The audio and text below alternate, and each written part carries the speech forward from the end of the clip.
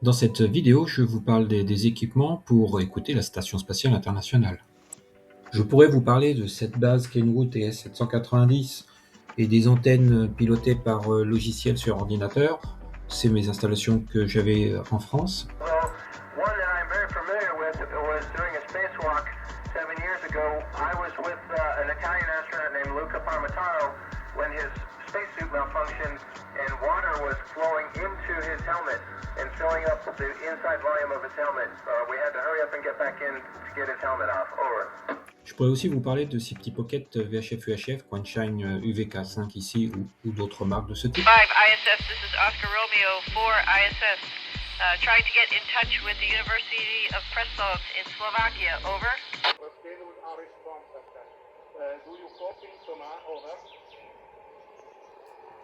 Ou encore du TM710, mon Kenwood VHF-UHF, d'ailleurs c'est le même qu'on retrouve dans la station spatiale. Ok, Foxtrot X-Ray 0 India Sierra Sierra IK1 SLD. Bonjour Thomas. Waiting to have your signal loud and clear. Today we are acting from Italy as a telebridge station for 3 schools in France near Billiam. Are you ready for first question, Thomas? Over. Buongiorno ragazzi, yes, I'm ready for the questions, over. Okay, go ahead, big guy. Bonjour Thomas, ici Abigail. Que faites-vous comme expérience en ce moment? Over. Bonjour Abigail, en ce moment on a beaucoup d'expérience, on en a fait sur les métaux, on fait fondre des métaux, on observe les processus quand ils se recombinent comme alliage pour faire des métaux supérieurs, voilà, over.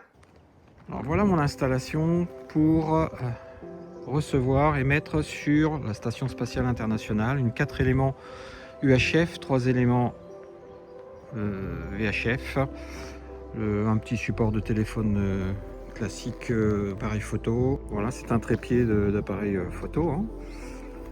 Et l'application ISS Detector. Alors sur l'application, on va simplement sélectionner la direction du compas avec la direction de l'antenne. Donc bien tout est décalé, le téléphone par rapport à l'antenne. Et le petit point ici pour l'élévation. Donc la direction, la flèche ici et l'élévation. Et on va attendre gentiment le passage de l'ISS. Voilà, c'est un peu comme un niveau. J'ai mon petit point bleu dessus. Donc là, j'ai mon élévation à 10 degrés et j'attends l'arrivée de l'ISS et on va pouvoir la suivre. Et il suffira après de tourner l'antenne en fonction de son passage. On voit que cette ligne bleue représente le prochain passage. Donc ça, c'est la partie radar. Vous avez aussi la partie détail où vous allez retrouver toutes les données du passage, le jour, le mois, le début, la fin, la durée, 3 minutes 13 ici, hein, ça va être assez rapide. L'élévation maximum, 28 degrés, c'est assez peu, hein, mais on peut encore la capter facilement. Alors capter, c'est recevoir l'ISS, oui, les mettre dessus. Bon, en plus, moi je suis là ici sur un petit Quanshine UVK5 avec ses 3-4 watts, c'est un petit peu limite, mais bon, je l'ai déjà fait, hein, sur le transpondeur de l'ISS.